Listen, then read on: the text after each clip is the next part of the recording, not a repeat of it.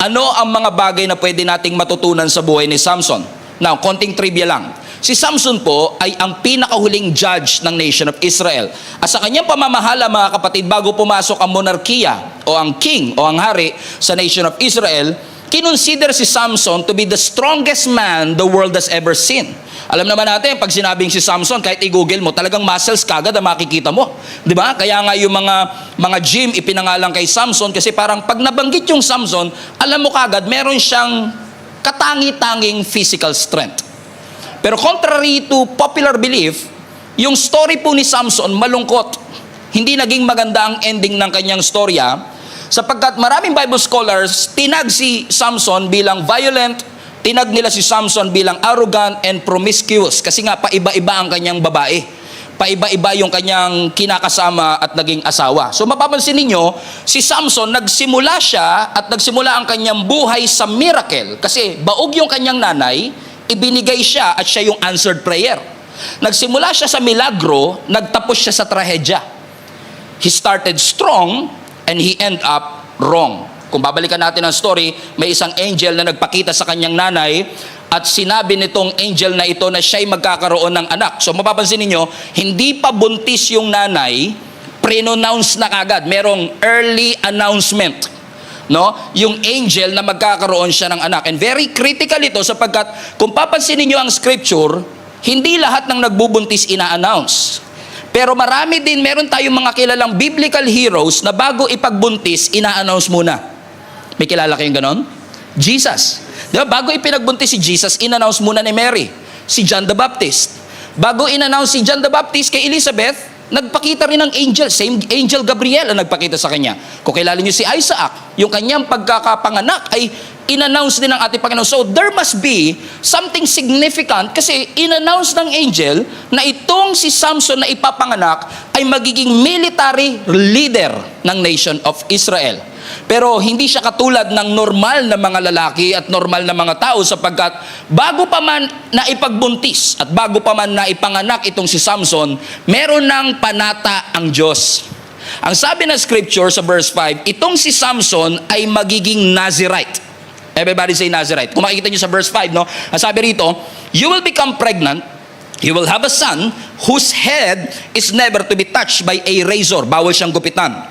Because the boy is to be a Nazirite. So ibig sabihin, si Samson, hindi siya natural at normal na lalaki o bata sapagkat siya ay magsisilbing Nazirite. Now, ang tanong na marami sa inyo, ano ibig sabihin ng Nazirite? Now, ang Nazirite ay galing sa salitang Nazir, na ang ibig sabihin is consecrated or set apart.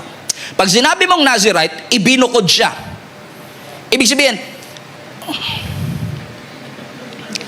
yung damit mo ngayon, sa dami-dami ng damit sa department store, yan ang pinili mo, binukod mo, ang tawag doon, consecration.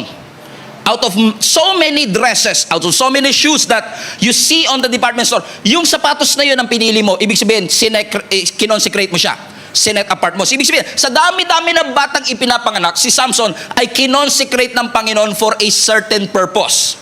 At ano yung purpose na yun? Maging military leader ng nation of Israel para magkaroon ng kalayaan ang kanilang bansa. Komprende? Maliwanag. Okay, so ibig sabihin, si Samson, kinonsecrate para maging leader, ang kanyang objective, pamunuan ang buong nation papunta sa kalayaan.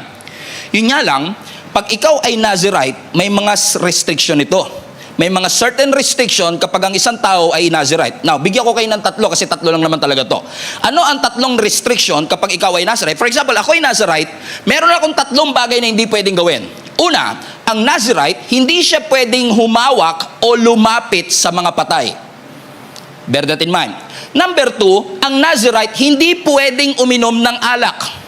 Sabi mo sa katabi mo, disqualified ka sa Nazirite. Disqualified. Okay? Pangalawa, ang Nazirite, hindi siya pwedeng uminom ng alak or any alcoholic beverage. At ang pangatlo, ang Nazirite, hindi pwedeng gupitin ang buhok. O basahin natin sabay-sabay kasi kailangan natin niya maunawaan.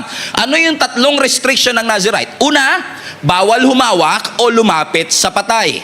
Pangalawa, bawal uminom ng alak. Sino sa inyo number 2 pa lang disqualified na? Okay? And number 3, bawal gupitan ang kanyang buhok. So, ibig sabihin, si Samson, dahil siya ay Nazirite, bawal niyang gawin ito. Komprende? Anong kapalit? Ang kapalit ng restriction, binigyan siya ng supernatural na lakas. So ibig sabihin, bukod tangi siya na hindi pwedeng gawin ito, pero yung lakas niya kakaiba din.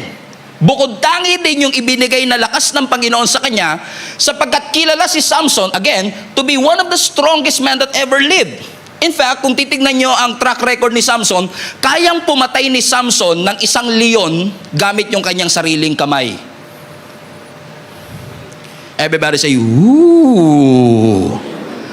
Kung titignan nyo ang story ni Samson, if you are curious, Judges 13 hanggang 16, si Samson, mga kapatid, has the capacity to kill 1,000 Philistines gamit ang jaw ng donkey. 1,000 versus 1. Kaya niyang gawin lahat. In fact, yung pinakakilalang miracle na ginawa ni Samson, yung nakahawak siya sa dalawang poste, right? Nakakadena siya. Ito yung huling hininga ng kanyang buhay, na tinulak niya yung poste ng templo at yung buong templo ay nag-crash down. Ganun siya kalakas. Sabihin nyo nga, ganun siya kalakas. Ganun siya kayaman, di ba? Ganun kalakas si Samson. Ibig sabihin, talagang kilala si Samson na malakas. Kaya, itong si Samson, naging sakit ng ulo ng mga Philistines. Kasi nagtataka sila, saan kaya galing yung lakas ni Samson? Spoiler alert, hindi sa buhok. Okay? So yung lakas ni Samson, pinaniwalaan ng lahat na galing sa buhok. Kaya nga, ang sabi ng scripture, talagang supernatural yung kanyang naging lakas. Kaya naging sakit ng ulo siya ng mga Philistines. So yung mga Philistines, naging curious tuloy sila, saan kaya galing yung lakas ng taong ito? To the point, mga kapatid, tingnan niyo to, no? Si Samson, meron siyang supernatural strength. Pero alam din ng marami sa atin na oo, meron siyang lakas. Pero meron din siyang matinding kahinaan. Ano ang kahinaan ni Samson? In fact, let me rephrase. Sino ang kahinaan ni Samson? Sabi siguro ng iba, si Delilah. Pero totoo, mga kapatid. Kasi, oo, si Samson, kung lalaban sa mga lalaki, kahit 1,000 pa kayo, kaya niyang patayin. Pero pagdating sa babae, isa pa lang, bagsak na kagad. Sabi mo nga sa katabi mo, parang ikaw ang topic ngayon. Amen?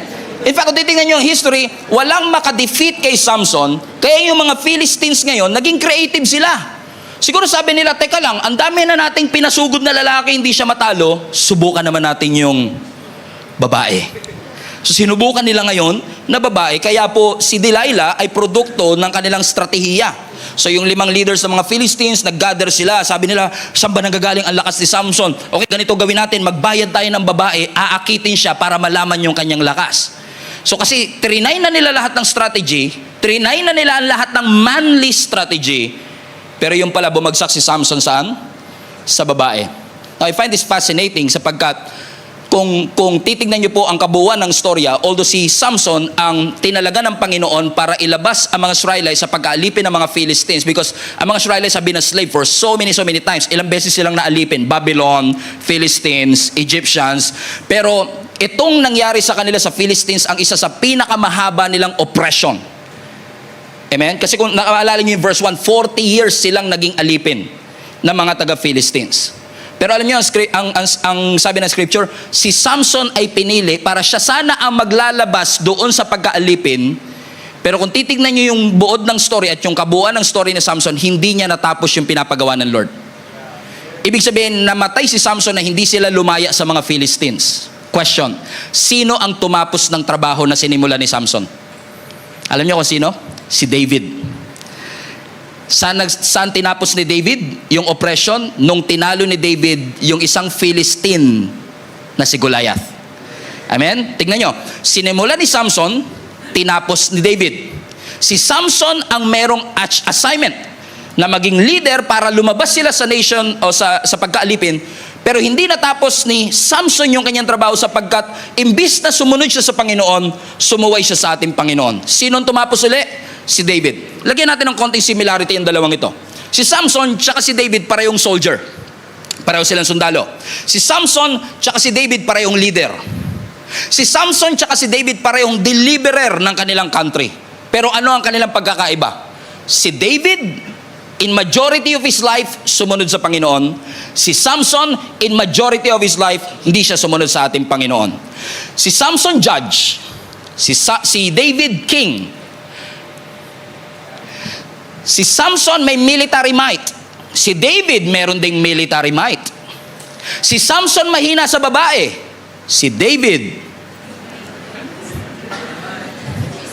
amen, bumagsak din sa babae. Tignan nyo, si Samson judge, si David king, pero either judge or king, kasama ang kanilang mga military might.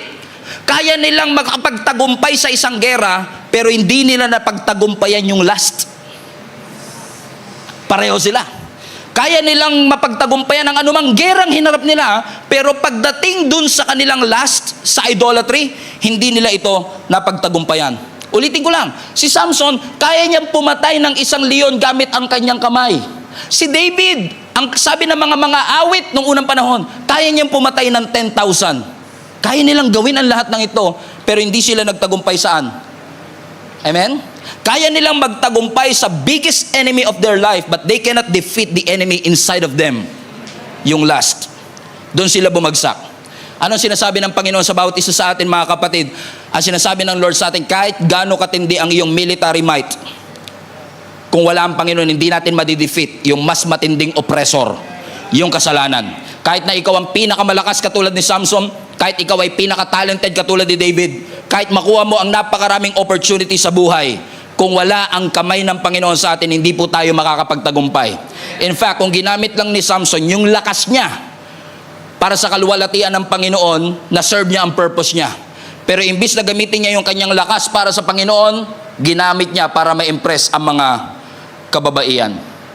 Hindi niya na-realize na sa kanyang sunod-sunod na pagsuway, nawawala na pala unti-unti ang anointing at kamay ng Panginoon sa kanya. Hindi ko alam kung sino kinakausap ng Panginoon dito, na marami sa atin, confident pa rin tayo kasi palagay natin may anointing pa rin ang ating ginagawa, pero baka hindi natin namamalayan na unti-unti nang nawawala yung gigil, yung gilas, yung bangis ng ating paglilingkod sa ating Panginoon, at nakakatakot pong isipin na iniisip natin kasama natin ang ating Panginoon only to find out na paggising mo isang umaga, magugulat ka na lang, wala na pala sa iyo ang kamay ng ating Panginoon.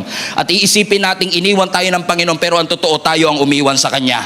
Na hindi ka na kasing excited ng katulad ng dati, wala nang goosebumps na katulad ng dati, hindi ka na kasing passionate ng katulad ng dati, the Word of God doesn't move you anymore, the Word of God bores you right now, wala na dating sa iyo ang salita ng ating Panginoon. At kung tayo ay magiging manhid sa salita ng ating Panginoon at magiging manhid sa pinapagawa ng ating Panginoon, that is a dangerous path. It is a recipe for a disaster. Gini-give up mo ang giftings mo dahil nawala na sa iyo. Hindi mo na malaya, nawala na sa iyo yung kamay ng ating Panginoon.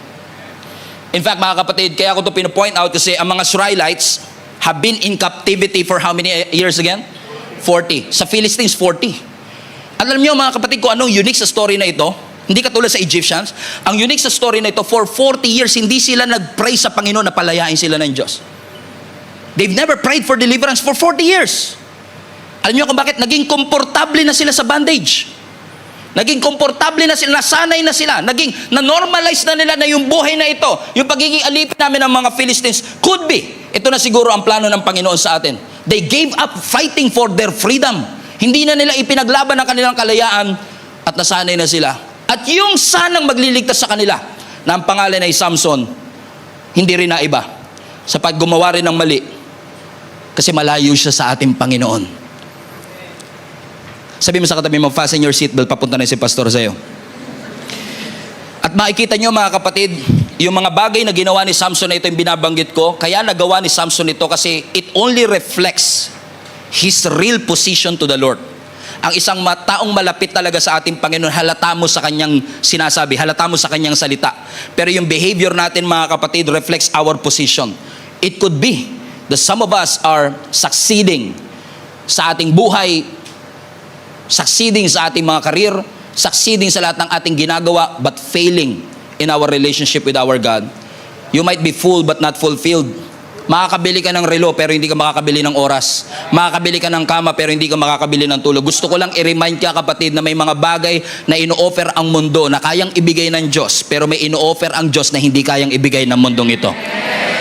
Amen? Purihin ang Diyos. Amen? Bakit parang katabi mo topic natin ngayon? So, kung si Samson bumagsak, magkaroon tayo ng autopsy. Tignan natin, ano ang naging ugat? ng pagbagsak ni Samson. Binanggit na natin yung Judges chapter 13. Let's go to Judges chapter 14. Punta tayo sa verse 1. Ito ang naging beginning ng pagbagsak ni Samson kasi ang alam ng maraming tao, alam ng maraming Christian, ang naging pagbagsak ni Samson si Delilah. Pero si Delilah is just the tip of the iceberg. Nagsimula ito all the way to Judges chapter 14. Ang sabi ng verse 1, one day, when Samson was in Timnah, one of the Philistine women caught his eye. Hindi ito si Delilah. Kasi si Samson, may asawa siya before si Delilah. Amen? So, itong si Samson, nung pumunta siya sa Timnah, merong isang Philistine woman. Red flag. Amen? Walang masama sa woman. Ang masama, yung Philistine woman. Verse 2. So when he returned home, he told his father and mother. Excited siya. Mom and dad, a young Philistine woman in Timnah caught my eye. I love her. I want to marry her. Watch this. Get her for me. Meaning, I am decided. Nahanap ko na yung babaeng papakasalan ko. Mom and dad, get them. Kasi noong unang panahon, kahit nga naman sa Middle East talaga, yung parents talaga nakikipag-negotiate sa mapapangasawa ng kanilang anak. So, anong ginawa ng kanyang father and mother? Verse 3. So, his father and mother objected. Red flag number 2.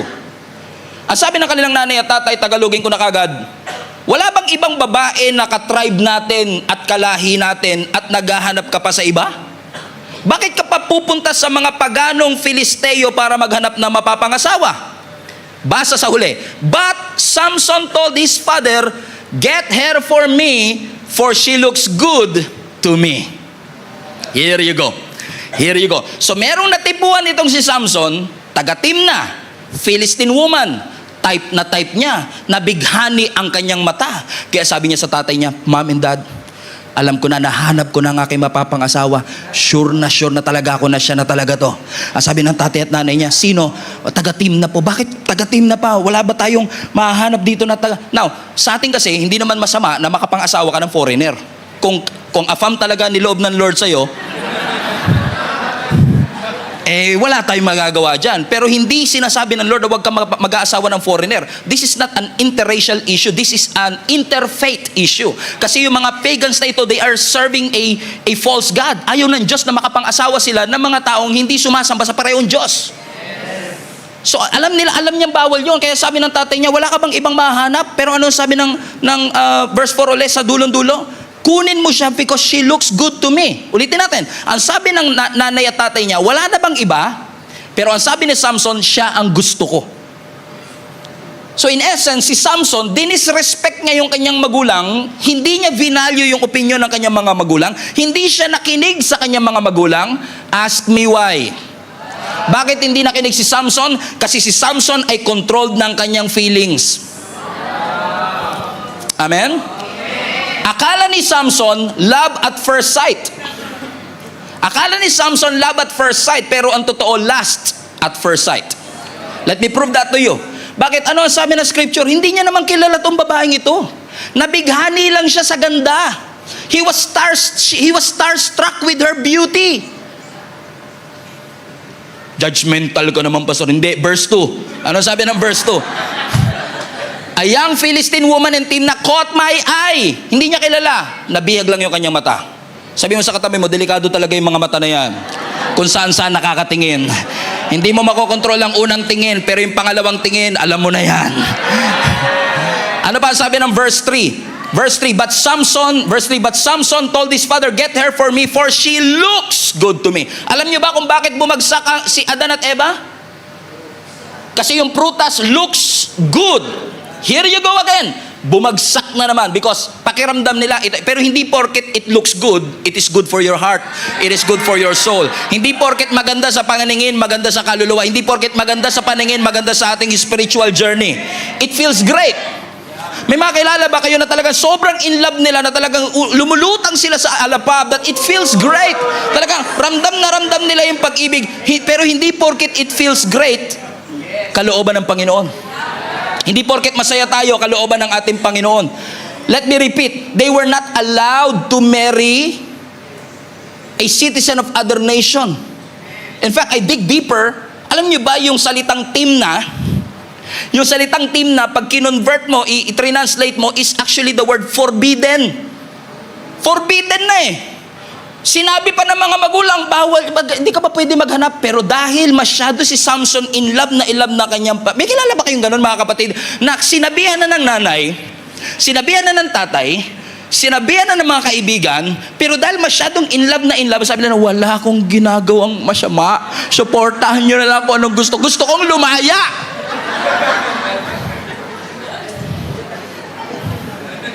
Pinaniwala tayo ng maling katotohanan na akala natin porket tayo ay masaya kalooban ng ating Panginoon. And one of the greatest damages na nangyayari sa buhay ng maraming Kristiyano is our belief na yung pinapaniwalaan natin, yun ang kalooban ng ating Panginoon. Hindi po porket pinapaniwalaan natin, yun ang kalooban ng Panginoon. What determines the will of God is His Word. The will of God is found in God's Word. And unfortunately, marami sa atin, kaya tayo may feeling of fear, feeling of anxiety, feeling of depression, feeling of being not enough, feeling of I'm not educated enough, not experienced enough, is because pinaniwalaan natin yung sinasabi ng naririnig natin, ng dyablo. Imbis na makinig tayo at tignan natin ang sinasabi ng salita ng ating Panginoon. Talagang sasabihin sa iyo ng dyablo, wala kang mararating. Talagang sasabihin sa iyo ng dyablo, wala kang kwentang tatay, wala kang kwentang nanay, wala kayong kwentang magulang. Hindi ka nila na-appreciate. Hindi nakikita ng boss mo lahat ng effort mo. You are not enough. You don't have what it takes. Hindi ka mahal ng asawa mo. Hindi ka love ng lolo mo. But lahat ng yan kasinungalingan. And you know it. Alam mo ang kasinungalingan, but you believe it anyway. And you allow your feelings to affect your decision. You allow your feelings to affect who you are. And you must not allow that. Bakit? We are not called to walk by our feelings. We are called to walk by faith.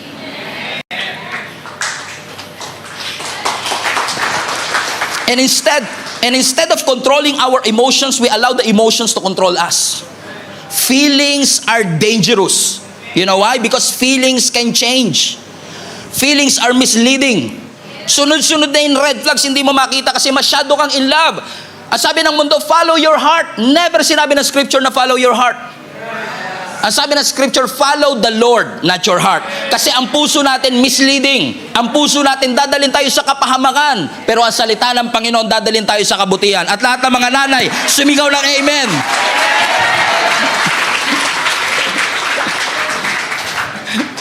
Sabi mo sa katabi mo, babawi si pastor sa mga nanay. Ano ang sabi ng Jeremiah chapter 17 verse 9? Tagalog para si Bir. Sino ang makakaunawa sa puso ng tao?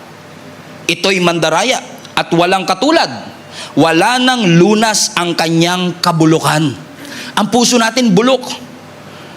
Ang puso natin misleading. Ang sabi ng feelings mo, in love ka. Pero ang totoo, in lust ka lang. Paano mo malalaman? Ang tunay na pag-ibig, it looks from the inside and out. Ang lust from outside in. Nakabase sa nakikita. Amen? And I don't know who is this for. Sinasabi ng Panginoon. Yan, ikaw. Ang sinasabi ng Panginoon sa iyo, do not allow your senses to determine your decision. Do not allow your feelings to determine your decision. Sinabi na ng nanay mo, wag na. Sinabi na ng mga kaibigan mo, wag na. Ang sabi ng mga mahal mo sa buhay, mali yan. Ang sabi mo naman, alam ko, ito ang tama. Come on now. Amen? Tingnan mo, si Samson, sinabihan ba siya ng nanay at tatay niya? Ilang beses. Pero nakinig ba siya? Hindi. Alam niyo, na-discover ko, kaya mahirap kay Samson na mag-decide na wag ipursu yung hindi pinapapursu kasi decided na siya. And I've counseled a lot of people, even those who are living in sin. Pero alam mo, ang pinakamahirap kumbinsihin, yung mga desidido na. Kumbinsidong silang malaya sila. Kumbinsidong silang masaya sila. Na hindi nila namamalayan, kaya lang sila masaya kasi bago pa yung counsel, bago pa yung babala, nakapag-decide na sila, ito na talaga gusto ko. We are not called to obey what feels right. We are called to obey what is right. What is the right thing to do? Tingnan mo verse 3. But Samson told his father, get her for me. Tingnan nyo, pinapakuha na ni Samson yung babae. Ibig sabihin talagang sigurado na talaga siya. Ito na talaga yung gusto niya. lahat ng mga mangyayari sa buhay ni Samson ay may kinalaman sa desisyon na ito. And lagi mong tatandaan mga kapatid na lahat ng mga disiplina mo sa buhay, nakaakibat yan, nakaangkla yan sa mga desisyon mo sa buhay. Kapag nagdesisyon kang magpapayat, nagdesisyon ka na ayusin ang iyong buhay, kapag nagdesisyon ka na sumunod sa Panginoon, lahat ng disiplina gagawin mo para ma-accomplish yung desisyon mo. Pero kung hindi ka magde-decide, for example, na sumunod kay Lord, edi yung disiplina mo, nakadepende dun sa desisyon mo. Nagas nyo? At kung nag-decide si Samson, siya na talaga ang babae para sa akin, ibig sabihin, naging matimbang sa kanya yung kanyang nararamdaman kaysa sa katotohanan ng ating Panginoon. And it's dangerous if our senses are more convincing than the Word of God. It's dangerous if our feelings are more powerful and convincing than the Word of God. Kasi ito, ang alam ko sa pakiramdam, di po ako nagmamalinis. Ako din po ay nadala ng aking pakiramdam. Nadala tayo ng galit, nadala tayo ng takot, nadala tayo ng pag-ibig. Di ba naaalala nyo yung dati nyong gusto? Inabot kayo 5 years. Kumbinsido ka na siya para sa'yo, di ba? Kasi nga, in love ka eh. Hindi naman tayo nagmamalinis. Yung katabi mo sa kanan, ganun din. Yung katabi mo sa kaliwa, ganun din.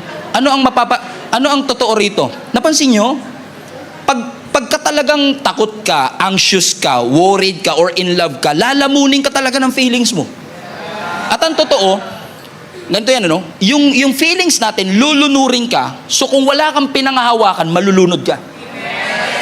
So napakahalaga mga kapatid na kapag dumating yung feelings na yan, kailangan meron tayong pinangahawakan salita ng Panginoon. Or else, we will make a lot of stupid decision. You will spend money on somebody that will never pay you back. And you will spend time to someone who will never love you back. O yan na naman, puro pag-ibig na naman mga iniisip nyo. Alam niyo kung bakit? Hindi naman kasi talaga po pwedeng susunod ka pero hindi ka masasaktan eh. Lahat ng pagsunod kay Lord may kaakibat na sakit talaga yan. Lahat ng pagsunod sa Panginoon may kaakibat na hirap. Pag pinag-give up ng Lord sa'yo, mahirap yun. Tamo, Lord, bibigay ko na po. Lord, bibigay ko na po. Sabi na Lord, nasa na? 3 years na. Anong ganap natin? Alam niyo kung bakit? Because ang obedience sa Panginoon, non-negotiable ang sakit. It will happen. Pero, kapag sumunod ka, ang ending mo masaya ka. Pag sumuway ka, ang ending mo masakit. Which path would you choose? Kasi minsan lang, kaya natin pinipili yung mali. We mean well. Napansin nyo, hindi rin naman natin alam na mali eh. Clouded lang talaga yung decision natin ng ating feelings. Akala, convinced ka talaga na yun ang tama because we fail to see what God sees. Hindi natin makita yung nakikita ng Panginoon. Hindi natin nakikita yung nakikita ng mga tao nagmamahal sa atin. Siniko ka na, sinabihan ka na, tinadyakan ka pa. Pero sabi niya, huwag ka nga makialam. Alam ko ang ginagawa ko. Tama mga kapatid? Kahit yung mga nanay, tatay nyo, dumaan din dyan. Lahat tayo dumaan din dyan. Because we fail to see what God sees. Ang nakikita lang natin yung pinopromote ng mundo, yung pinapractice ng mundo, yung pinupuri ng mundo. Amen? Alam nyo, nalulungkot ako sa mga kumakalat na uso ngayon. You follow your own truth. Where's that even coming from? We only follow one truth. Wala tayong kanya-kanya. Ang truth hindi relative. Ang truth hindi siya kanya-kanya. Isa lang ang definition ng katotohanan. At yung konsensya mo, hindi yan ang standard ng katotohanan. Yung standards mo, hindi yan ang standard ng katotohanan ng ating Panginoon. Ito ang standard ng katotohanan ng ating Panginoon. Sinabihan siya ng tatay niya, sinabihan siya ng nanay niya, sabihin, Mom, I have decided to follow my feelings. No turning back. So ano nangyari verse 5? Are you excited? Fasten your seatbelt. Verse 5, it will get worse. It will get worse. Verse 5.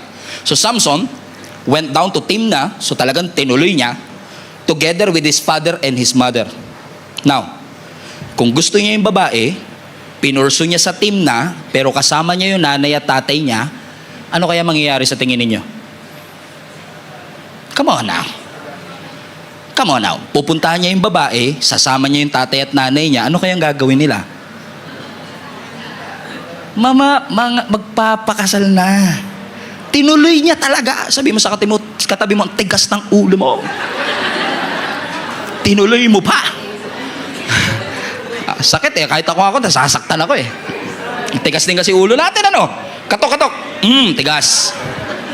Hard-headed eh. Tignan nyo, si Samson, he went to Timnah together with his father, his mother. What's it? And as they approached the vineyards of Timnah, suddenly a young lion came roaring toward him. Now, interesting. Kasi sabi ng scripture, habang papunta siya ng Timnah, dumaan sila sa vineyard. Why is this important? Because this is red flag number 1. Vineyard. Anong meron sa vineyard? Ubas. Anong napoproduce ng ubas? Wine. 3 restrictions ng Nazirite. Bawal humawak ng patay, bawal uminom ng alak, pero naglalakad sa pagawaan ng... Amen? At nung naglalakad siya papunta ng vineyard, merong isang leon na nagro-roar papunta sa kanya. Amen? Sumuway siya, obviously. May red flag number 1. You're not supposed to be there.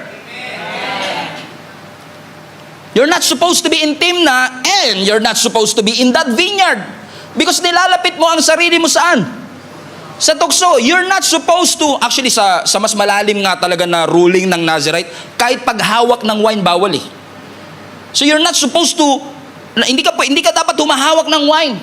Amen? Pero ano nangyari? Sa kanyang pagsuway, di bali lang masuway ko ang utos ng Panginoon basta magawa ko yung gusto kong gawin. Okay, mag-alala, hindi po kayo to. Huwag kayo masasaktan kasi hindi kayo to. Taga-ibang church to. Okay? Sa kagustuhan niya na masunod ang kanyang nararamdaman, willing siyang maglakad sa edge, pumunta sa temptable situation. May kilala kayong ganyan? Si David, naalala niya? Di ba si David? Kaya niya nakita si Bathsheba na nagtitake a bath kasi he was not supposed to be there in the first place. He was supposed to be in the battlefield, pero pinili niya na magstay sa bahay. He was at the wrong place at the wrong time. And what happened? David fell. And now, si Samson nakikipaglaro sa apoy. Yung parang, hindi ako maglalasing, pero andito ako sa bar. Ano isa sa mga, lagi ko sinasabi sa mga volunteers ng Children's Church, pwede ba natin palapakan ng children's team natin? We are trying our best to make sure that our children are in good security, because kung ikaw ay pedophile, saan ka ministry papasok? It will be very stupid for you kung gusto mo magbago ng iyong buhay na ikaw ay pedophile, pupunta ka sa Children's Church. Lalapit. Alcoholic ka, nagtatrabaho ka sa bar. Gusto mo magbago? Doesn't make sense, isn't it? Bawal sa kanya, pero sasaktan na ah. Kanina, malakas pa amen nyo ah. Amen? Pero naglalakad siya saan? Sa vineyard. At tingnan mo matindi mga kapatid. Ang sabi ng scripture, merong leon na nag-roar toward him. Inatake siya ng leon. And usually tayo yan, inatake na naman ako ng demonyo, inatake na naman ako ng demonyo. Pero what if, yung layo na ito, pinadala ng Diyos? Para huli siyang paalalahanan uli, sure ka na ba talaga na pupunta ka ng Timnah? Sure ka ba talaga sa decision mo na yan? Ano ginawa ni Samson? Ang sabi ng verse 4, the Spirit of the Lord came powerfully upon him, and he tore the lion apart with his bare hands. Hinawakan niya yung leon, sinakal niya yung leon, namatay yung leon. I don't know who is this for mga kapatid, pero kapag tayo ay sumusuway sa Panginoon, God is patient. Nagagawa si Lord ng paraan para mapaalalahanan tayo ng paulit-ulit. Anak, sure ka na ba talaga dyan? Sasabihan ka ng pastor mo, sure ka na ba talaga dyan? Sasabihan ka ng tatay at nanay mo, sure ka na ba talaga dyan? Pag hindi ka pa rin nakinig, magpapadala ng leon. Para kaharipin ka, sasabihin, gusto mo ba talaga yan? Pero minsan, imbis na matauhan tayo, sinasakal natin yung leon. Ilan na kayang mga leon ang sinakal natin? Ilan na kayang mga nanay at tatay natin ang hindi natin pinaniwalaan? Ilan na kayang mga kaibigan ang tinuring natin kaaway kasi nagpapayo sila sa atin? Sinasakal natin yung mga bagay na pinadala ng Panginoon para paalalahanan tayo. Because our feelings are controlled by, our decisions are controlled by our feelings. Kasi kung hindi naman niya talaga pinurso tong babae na to, hindi naman talaga magkakaroon ng leon eh. He was not supposed to be there. Kaya mga kapatid, let me just tell you this, kapag sumusuway tayo sa ating Panginoon, huwag ka na masurpresa kung may mga leon na darating. Huwag ka na masurpresa na may mga threat. Huwag ka na masurpresa na kapag sumusuway ka may Batshebang naliligo. Huwag ka na magtaka na may trauma at the end of it. Huwag ka na magtaka na may abuse at the end of it. Parang sinasabi ng Panginoon siguro, baka sakali makinig siya sa leon at huwag niya na ituloy. Pero tinuloy niya pa rin. At kapag hindi tayo nakinig sa mga payo at tinuloy pa rin natin, it will only get worse. Verse 7. So, tinuloy niya, he went down and talked with the woman and he liked her. Sometime later, he went back to marry her. He turned aside to look at the lion's carcass, yung patay na leon. Nung bumalik siya, nandun pa din. Pero watch this. Pero in it, sa loob ng leon, sa loob ng tiyan ng leon, kasi nakapatay na yung leon, right? Na sinakal niya, right? Patay na ngayon. Ang sabi ng scripture, doon sa leon na yun, nakakita siya ng swarm of bees. Ibig sabihin, pinamugaran na yung tiyan ng leon ng mga bubuyog. At kapag may bubuyog, may honey. So ano sabi ng scripture? Nakahiga yung lion, pagbalik ni Samson, oh, dito pa pala tong sinakal ko na to ah. Pero ang sabi ng scripture, yung tiyan ng leon, punong-puno ng Jollibee. So dahil punong-puno siya ng mga bees, ang sabi ng verse 9, watch this, verse 9, ang ginawa niya, he scooped out of the honey in his hand. Kumuha siya ng honey dun sa tiyan ng leon. Ano sabi ng scripture, kinain niya habang naglalakad siya, ginawa niya snack bite. Red flag number 2. Dahil ang mga Nazirite, bawal lumapit or humawak ng patay. Again, it gets worse. At alam niyo, tingin ko, malaking insulto ito kasi alam niya nagkasala siya, alam niya pumupunta siya sa kasalanan, pero dinownplay niya yung kasalanan niya na ginagamit niya pa yung honey bilang pagkain at snack papunta sa kanyang pagkakamali at pagkakasala. At sabi ng scripture, when he rejoined his parent, he gave them some. Nung nakita niya yung kanyang mga magulang, binigyan niya rin yung kanyang mga magulang. Maliban naman ng mga magulang na galing yun sa tiyan ng patay na leon. So tinanggap, pansinin niyo, pagka talaga may mali, minsan nagdadamay ka pa, no? Ikaw din. Naalala niyo si Eve nung kinuha niya? And he gave some to his husband, o to her husband. Nandadamay pa. At sila'y kumain din. But he did not tell them what he had taken the honey from the lion's carcass. Hindi niya sinabi sa kanya mga magulang na galing yun sa tiyan ng leon. But he did it anyway. Tingnan niyo mga kapatid, ano? Nilagay ni Samson ang kanyang sarili sa isang temptable position. Di ko alam kung may ganyan salita. Now question, masama bang pumunta sa vineyard? No. Pero dahil Nazirite siya, he was not allowed to be there. Alam niya yung vow niya. Ano yung vow niya? Hindi siya magpapagupit ng buhok. Hindi siya hahawak at lalapit sa kahit anong patay. At hindi siya iinom ng kahit anong alak. Pero hindi niya sineryoso yung kanyang vow. Kasi masyadong clouded yung decisions niya ng kanyang pag-ibig sa babaeng ito. And I don't know who is this for, pero napakarami pong mga Christians nowadays, kasama na ako minsan, na may mga pangako at panata tayo sa Diyos pero hindi natin siniseryoso. Lalo na kapag dumarating tayo sa dilema na mas matimbang yung nararamdaman natin kesa sa pinapagawa ng ating Panginoon. Alam mo, kapag puro lang tayo expression ng pag-ibig sa Diyos pero hindi naman natin nilalakaran yung pag-ibig natin sa Diyos, hindi yan vow. Empty promise yan. So I don't know, is this for kung makakatulog na kayo for the rest of the service, just take God seriously. Seryosohin naman natin ang Panginoon. Huwag natin pagsamantalahan ng simbahan ng ating Panginoon. Seryosohin natin ang gawain. Seryosohin natin yung privilege na ipinagkaloob ng Diyos sa atin. Samson was supposed to lead the entire nation of Israel to freedom. Pero mas matimbang sa kanya that he downplay his sin. Dinownplay niya yung kanyang kasalanan at hindi niya nakita na yung kanyang buhay ay may purpose at may rason. Kapatid, may rason ang Diyos. May purpose ang Panginoon sa ating buhay. Ang sabi ng Acts 20 verse 24, my life is worth nothing to me unless I use it for finishing the work assigned me by the Lord Jesus Christ. And that is to tell the good news of Jesus Christ. Tagalogin ko, ang buhay natin walang saysay hanggat hindi natin tinatapos ang assignment na pinapagawa ng Panginoon sa atin. Lakaran natin yung vow natin, yung pinangako natin sa Panginoon, tuparin natin. Yung pinangako natin at lahat ng desisyon natin nakaakibat dun sa pangako natin na yun sa ating Panginoon. Let me say this to you. Lahat ng pangako natin, hindi natin kayang tuparin kung wala ang grace ng Lord. Malinaw yan. Amen? Pero we have to understand as well na ang buhay natin should not be governed by what we feel. It must be governed by the truthfulness of the Word of God. Kasi ang feeling natin will make you ignore the truth of God's Word. Ini-ignore natin yung totoo kasi nga meron tayong bagong totoo na pinapaniwalaan. It will make you ignore the truth. Ano sabi ng Scripture? When you feel weak, kapag nararamdaman mong mahina ka, ano ang sabi ng Scripture sa atin? I can do all things through Christ who strengthens me. When you feel overwhelmed, ano ang sabi ng Scripture? God is your refuge and your strength, the very present help in times of your trouble.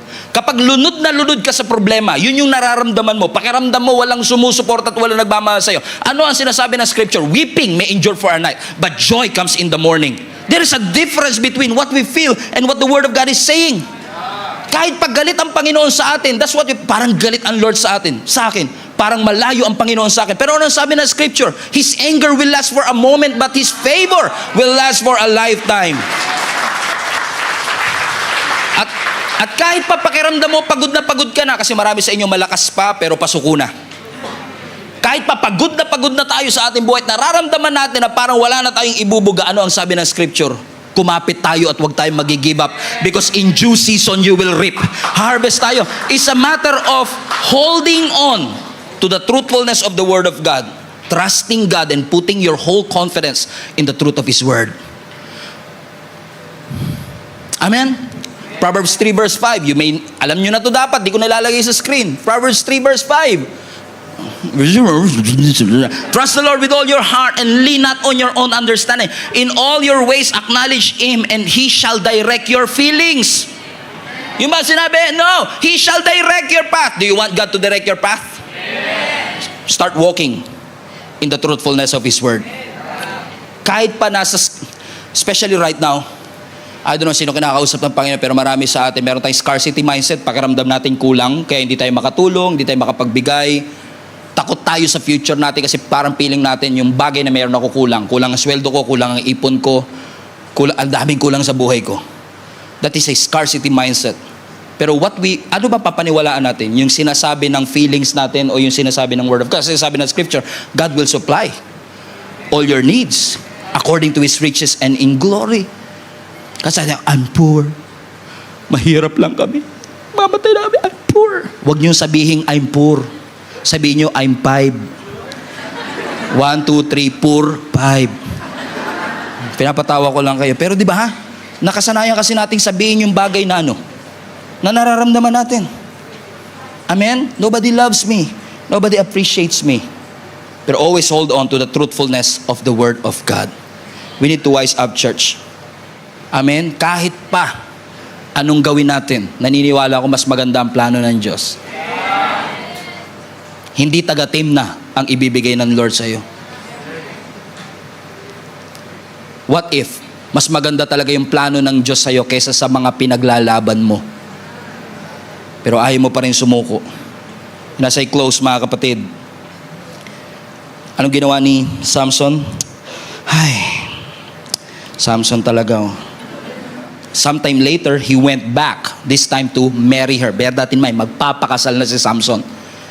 Jump, verse 10. Now, his father went down to see the woman. Siguro sabi ng tatay, ba't ba in love ka dito? Sino ba yan? And there, watch this, Samson held a feast. And it was a customary for young men. When the people saw him, they chose 30 men to be his companion. Hold on. Pagdating nila doon sa team ang sabi ng Scripture, nagdaos si Samson ng feast. Now, I find that interesting. Kailangan nyo naman ako, interesting sa akin yung feast na yan kasi duda ako na yung feast na to may kasama inuman. Right? So, I dig deeper. Meron niya kay Alnyo, sinearch ko yung Hebrew word, naghanap ako ng Hebrew dictionary at alam nyo yung feast, ang Hebrew word ng feast ay wine feast. Ibig sabihin, non-stop ang lahat ng alak. Hold on! Pwede ba uminom si Samson ng alak? No, pero nagpa-feast pa siya. Siya pa nanlibre. Pastor, bago umuwi lang ako galing Saudi, pinainom ko lang yung mga kabarkada ko. May nagpa-feast pa siya. And what's this sabi ng scripture? At naghanap sila ng 30 men na makakasama niya.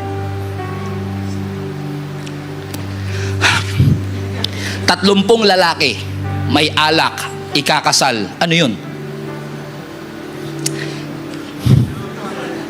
Ikakasal, may alak, may 30 mga lalaki. Ano yun? Bachelor party. Nagdaos si Samson ng bachelor party. At sino hinanap niya mga kasama sa bachelor party? Mga lalaki dun sa team na. 30 of them. And this is the third thing kung bakit bumagsak si Samson. Alam niyo kung ano? Sa 30 na yon, nakasama sa kanyang bachelor party, puro taga-team na. Asan yung kaibigan niya? Walang invited na kaibigan niya. Either wala siyang kaibigan, o pangalawa, ayaw niyang ipaalam sa kanyang kaibigan yung event. Kasi alam niyang mali. May mga kilala kayong gano'n, nagulat ka na lang sa naging desisyon ng kaibigan mo, hindi ka invited. Kasi alam niya na nagkamali siya. And maaaring si Samson, hindi niya pinaalam sa kanyang mga kaibigan kasi he knows that what he is doing is wrong. The point being, in-isolate ni Samson yung kanyang sarili sa kanyang mga kaibigan. And isolation is one of the most powerful arsenal ng diablo. Every temptation is strong in isolation. Every temptation is strong. Ano ang sabi ng Proverbs 18? Whoever isolates himself seeks his own desire, and he breaks out against all sound judgment. He kept on disobeying over and over and over again. And I wish we have time. Kasi after this, nagpalaro pa si Samson gamit ang isang bugtong-bugtong.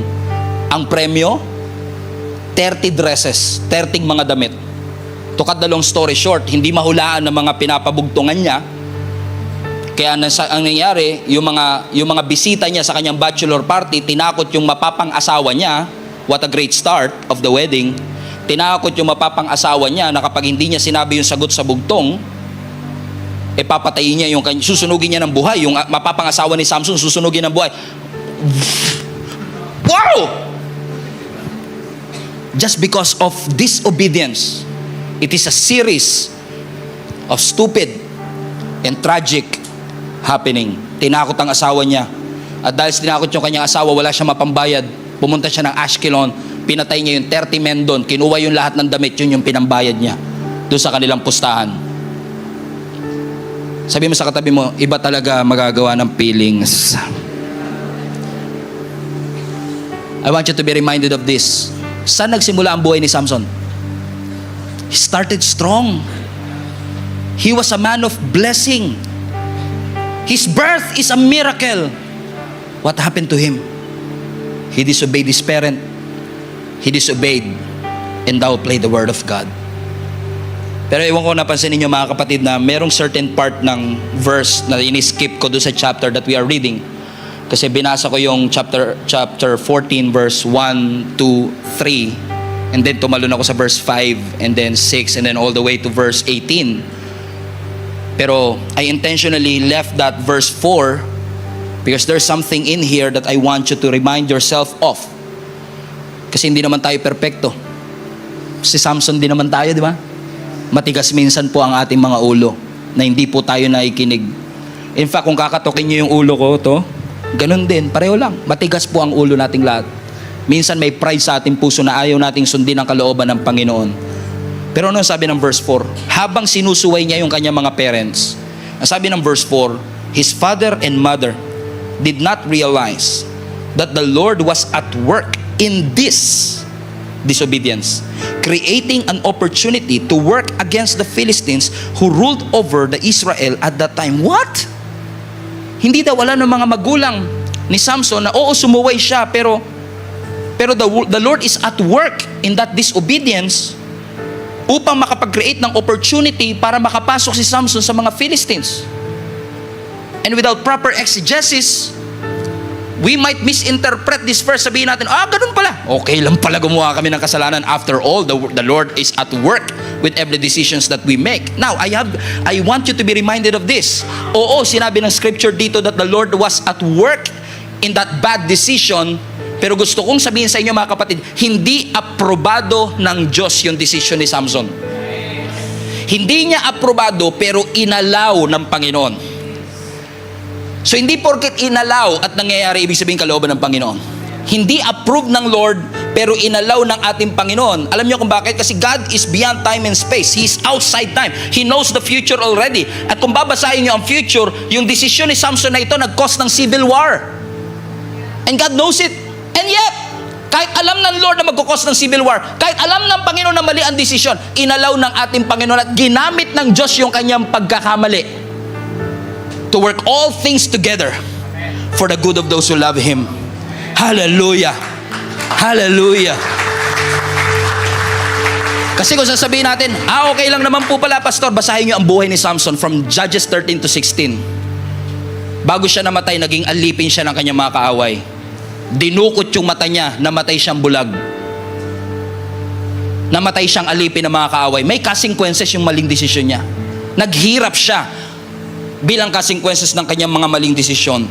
Pero, ginamit ng Lord yung maling desisyon para ma-accomplish pa rin yung purpose niya ng Lord, and 3,000 Philistines was dead that very same day. Anong sinasabi ng Panginoon sa bawat isa sa atin? Because I feel like in my spirit that some of you ay nakagawa ng isang malaking pagkakamali, hindi tayo nakinig, sumuway tayo sa Panginoon, katulad ko. And yung guilt mo, kinakain ka from the inside. Sinasabi mo sa sarili mo, ma-accomplish pa rin kaya ang purpose ng Panginoon sa aking buhay? Sinuway ko siya, hindi ko sinunod ang utos sa mga leaders ko, hindi ko sinunod ang sinasabi ng Panginoon sa aking buhay. Pero I feel like God is telling each and every one of us, every person na nakakaramdam ng ganito na sinasabi ng Panginoon sa iyo, anak, I forgave you. Pinapatawad kita sa lahat ng mga maling naging desisyon natin. And because of that, because of the finished work of Jesus Christ, in His supernatural, I don't know how, God made a way through our sin. Kahit na yung ating pagkakamali, ginamit ng Panginoon to work it out for the good of those who love God. Kapatid, you cannot change your history, but God can definitely change your destiny. Your destiny through Jesus Christ, through our Lord, is secure. And despite of the failure, despite of that weakness, despite of that disobedience, God's agenda still push through. Di ba nagsiserve ka pa rin ngayon? Kahit sumuway ka before? Di ba nandito ka pa rin ngayon? Kahit na hindi mo sinunod ang Panginoon? Somehow God made a way to bring you back. Somehow God made a way to remind you that He still loves you. And His purpose for your life is true.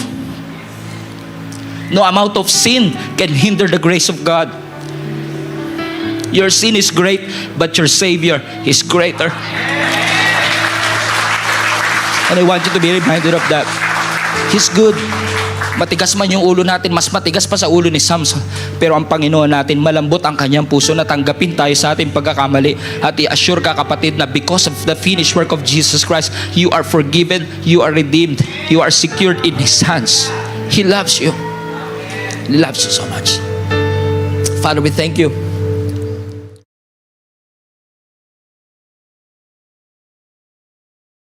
Life is tough. In fact, if you'll be honest, it's difficult sometimes. Ang hirap ng buhay. And sometimes kapag may problema, may issue, may struggle, may pain sa buhay natin, usually sinisisi natin yung buhay kasi. Ang hirap eh. But you know what? One thing I've realized, I've been a pastor of this church for more than 5 years, and I've realized one thing.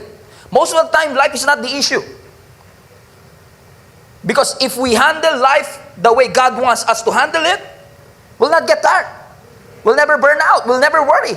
So life is not the issue. The way we handle life is actually the issue here. That sometimes, mga kapatid, kung tama ang pag-handle natin sa mga bagay-bagay sa buhay natin, tama ang pinapasok natin sa puso natin, at tama ang pinapasok natin sa ating isipan, Most likely mga kapatid, hindi dapat mahirap ang buhay. Because God came so that we could have life. Life life that is abundant. Life na gugustuhin natin na kahit wala pa tayo sa ultimate destination sa langit. Pero dito pa lang sa earth, nararanasan na natin ang langit. Hallelujah. Because that's exactly what God wants. Hindi yung kung ano-ano pumapasok sa isip natin. Ano yung pumapasok sa puso natin. Alam niyo, ang isang container, ang isang lalagyan, pag nilagyan mo ng basura, nagiging basurahan. Ang isang container, lagyan mo ng bulaklak, nagiging flower base. Depende sa nilalagay mo. At katulad ng isip natin at ang puso natin, kung ano nilalagay natin, yun yung nagiging tayo. Kung lalagyan natin ng positive thoughts, magiging positive ang buhay mo. Kahit may problema, nakangiti ka. Kahit wala kang pera, nakangiti ka. Because that's what you feed your minds. And as I've said over and over again, life, Christian life, for example, is not a sprint. It is a marathon. Ang dami mong pagdadaanan. And kung ang pagiging Kristiyano mo is just getting to heaven, mababaw na Christianity yan. Because life is more than just getting to heaven. Habang dito tayo sa mundo, ang gusto ng Diyos, maranasan natin ang heaven. And the thing is that isa siguro sa mga nagiging source kung bakit ang tao nahihirapan at napapagod is that ginagawa mo naman yung tama pero mali pa rin nangyayari sa buhay mo. That you're trying to do the right thing but experiencing the wrong thing. And isa sa mga challenge ng buhay natin is how to keep this passion alive.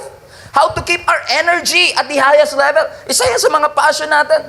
Kung ikaw ay parent, paano ko pananatiliin yung motivation ko hanggang makatapos ang aking anak sa pag-aaral? Kung ako ay estudyante, paano ko pananatiliin yung pagtsatsaga ko hanggang makatungtong ako sa stage at graduate ako? How to maintain this fire, this energy, this passion? Because there are a lot of challenges in my life. Because Satan is trying his best to knock you out with one punch. I say that again. Satan is trying his best to knock you out with one punch. Napansin nyo ba lately mga illustration ko, puro boxing? Kasi puro boxing lately pinapanood ko. Because Satan is trying his best to knock you out with one punch. May mga kilala ba kayo mga kapatid na binugbog na, nakatayo pa rin? May mga kilala ba kayo mga kapatid na ang tindi-tindi na ng mga problema, sinikmuraan na, sinuntok na sa kaliwat kanan, may jab, may uppercut, pero buhay pa, nagsisimba pa din. And now we wish lahat ng tao ganon, na kahit anong tindi ng pagsubok at tindi ng pambubugbog ng kaaway sa atin mga kapatid, nakatayo pa rin tayo, pero hindi lahat ganon. May mga tao na isang suntok lang knockout agad. Pero kung hindi man ikaw manakaut ni Satan with one punch, ang gagawin niya, papagurin ka niya ng papagurin hanggang sa ikaw na mismo ang sumuko at hindi na lumaban muli. Sabi mo, I'm just tired. Oh, I'm just tired, Pastor. I'm just tired of moving forward. I don't want to start a business again. I'm too old for that. Hindi ko na kayang magsimula uli ng negosyo. Hindi ko na kayang magtrabaho pa para sa aking mga anak. Masyado na ako matanda. And sometimes, our senses are lying to us, deceiving us with so many lies na ginagawa ni Satan. Ano pag binasa niyo yung story ni David? Yung si David, inanoy siya ng ating Panginoon, pero at the middle of his journey, nagselos sa kanya yung hari, at ang nangyari, he's running for his life. Mula sa anointing to the throne, yung pagkaka-appoint sa kanya bilang king, it took him 15 years of waiting. But in the middle of that 15 years, 10 years sa 15 years, ginugol niya, kakatakbo sa disyerto, kakatago sa mga kuweba, because Saul, the king, was trying to kill him. Pag binabasa mo palang story ni David, nakakapagod panoorin, nakakapagod basahin ang buhay niya. Siguro hindi kompleto tulog lagi niya, kasi every time he was wondering, anytime, pwede siyang lusubin, pwede siyang patayin. Nakakawa. And I believe some of us can relate to this, pero salamat na lang, nakilala mo si Kristo.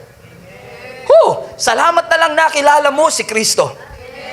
You can do more than that, mga kapatid. Kanina pa ako nagsasalita. Amen. Salamat na lang nakilala mo ang ating Panginoong Jesus. Kasi dahil nakilala mo ang ating Panginoon Diyos, even though you are weak, ang sabi ng Bible, let the weak say, I am strong. Now you can say you are strong because God is your strength. God is the source of your strength. He is your refuge and your strength, the very present help in times of trouble. Kapag ikaw ay you are pressed, you are not crushed. When you are persecuted, you are not abandoned. Why? Because you have Christ. I think one of the sources ng Pagkapagod at weariness ng isang tao, kung ikaw man ay pagod, is number one, maybe you don't prioritize your priorities. Because I believe if a person, if we know how to prioritize our priorities, our life is easier. I don't know about you, but for me, as far as I can see, kapag tama ang pagpa-prioritize mo, kasi hindi lahat ng urgent important. Masyado tayo minsan nakafocus sa urgent. Nag-focus ka masyado sa urgent, lahat ng important hindi mo nagawa. And if we don't know how to prioritize our priorities, we will never get there. I was reading this article and sabi sa article, ang common characteristic na meron sa mga successful people, how many of you wants to succeed? Come on. We all want to succeed. Ang common characteristics ng lahat ng successful people, number one, hard work, kasama yon. But the main character that surpasses all these characters, alam niyo kung ano? Because these successful people have an attitude of putting first things first. They have the attitude. Alam nila kung ano yung uunahin nila. Alam nila kung ano yung ihuhuli. Hindi kasi siguro nakaka-relate sa akin. Kasi kapag 20 years old, 30 years old ka pa lang, parang ang dami-dami mo pang oras. Pero kapag 60 years old ka na at kumukulubot na yung balat mo, pero 60 years old na achieve mo nga yung 60 years old, pero punong-puno ng paghihinayang. Ang yung taong kasi mas nag-focus ka sa urgent at nakakalimutan mo yung important, masyado ka nag-focus sa trabaho at nakakalimutan mo yung pamilya, mayaman ka pero wala kang asawa, mayaman ka pero your children are despising you, you will realize, mga kapatid, that if you just prioritize your priorities, your life may be different. Now, one thing I've learned is that kung hindi mo i-schedule ang priorities mo, alam niyo ba that you can schedule your priorities? You have to schedule your priorities. You know why? Kasi kapag hindi mo in-schedule yung priority mo at may ibang pumasok na gustong magpa-appointment sa'yo, kailangan mo mag-giveaway dun sa nakaschedule. Ang tanong, sino i-give up mo para pagbigyan yung pumasok? May outing tayo nung linggo. I-give up mo church time. And if you don't schedule your priorities, delikado ka dyan. Sabi mo sa katabi mo, delikado ka dyan. When you don't schedule your priorities. Kasi minsan na nasa-sacrifice natin, family time, babe time, date time, relationships. Amen. Basketball tayo. Oh, wag muna tayo mag-date. Because you don't schedule and you don't prioritize your priorities. Naalala ko si Jesus nung binisita niya si Mary and Martha, mga kaibigan niya ito. One time pag-visit ni Jesus kay Mary and Martha, ang unang-unang ginawa ni Mary is pumunta siya sa paanan ng ating Panginoon Diyos. Because she doesn't want to miss a thing. Sabi ni Mary, I don't want to miss a thing.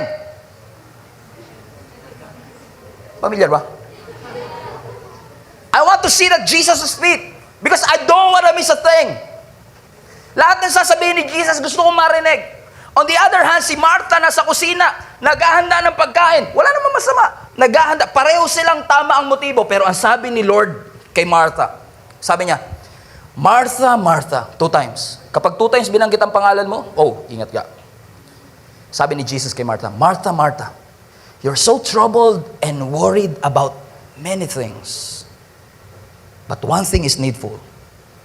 When I read this years ago, it really struck me to the core. God said, you're so troubled and worried about many things. But actually, one thing is needful. And Mary chose what is needful. Actually, in the Amplified, ang sabi doon, Martha, Martha, you're too busy, too distracted, overly occupied about so many things. But you forgot that only one thing is needed. He's just trying to prepare a meal. Wala namang masama. Kung isipin mo, wala namang ginagawa si Mary. Because in our society ngayon, napansin niyo ba sa society natin ngayon, kapag workaholic ka, hinahangaan ka. Right?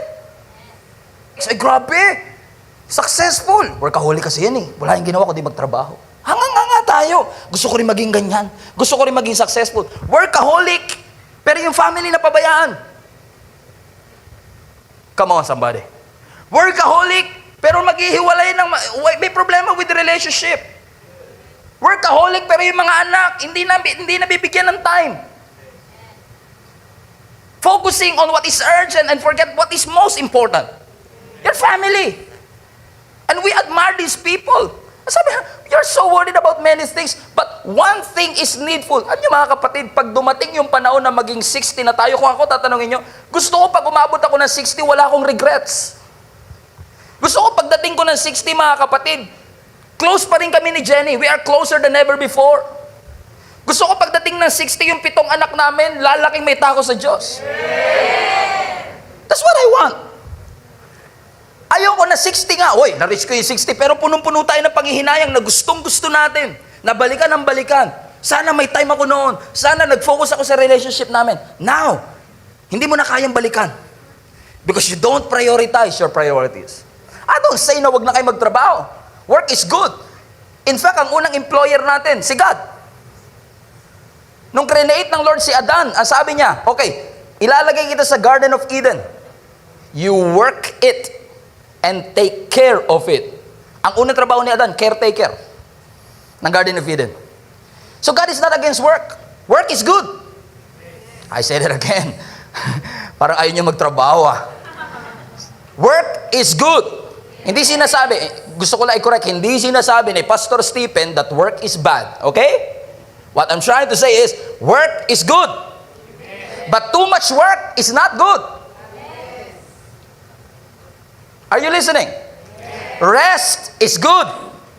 But too much rest, laziness. Do you agree? Ibig sabihin, kapag lahat ng sobra masama, kahit yung natutulog ka habang nakikinig ng preaching, masama yan. Alam mo bang pwede kang mamatay pag natulog ka habang nagpipreach yung pastor? Ay, sabi ko sa inyo, pwede mo ikamatay.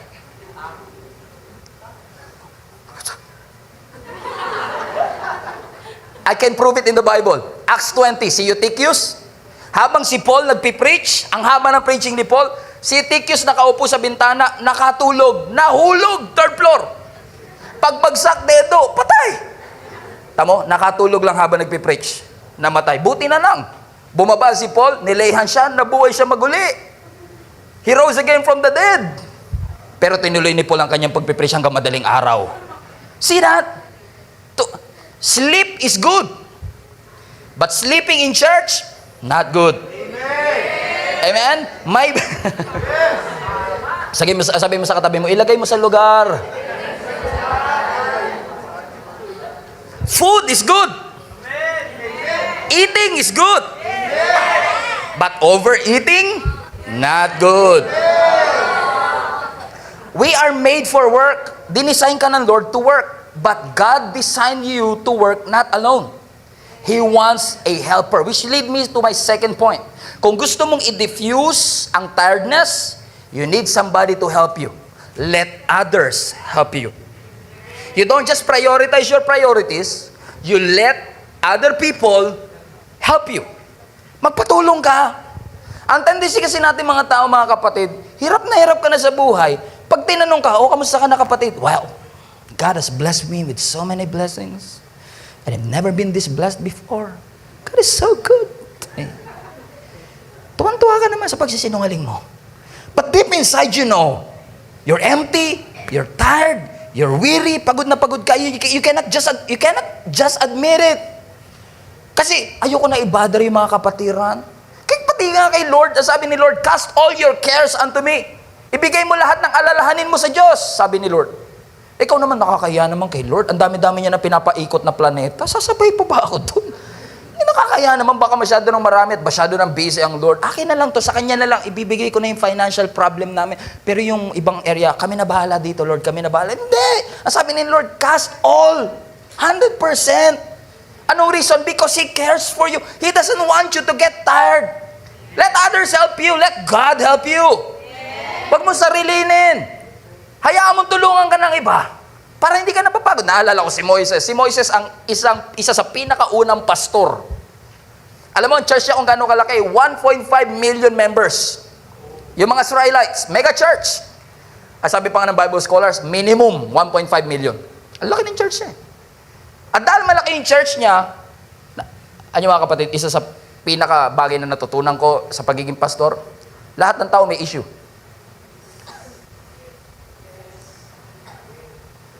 Yung sa sobrang dami ng issue, napapa-tissue. Eng. Tingnan mo yung katabi mo, pangiti-ngiti lang yan, daming problema niyan. Pangiti-ngiti lang yan, gusto na mag-quit niyan. Gusto na maglayas niyan. Pangiti-ngiti lang yan, gusto na makipag-iwalay yan.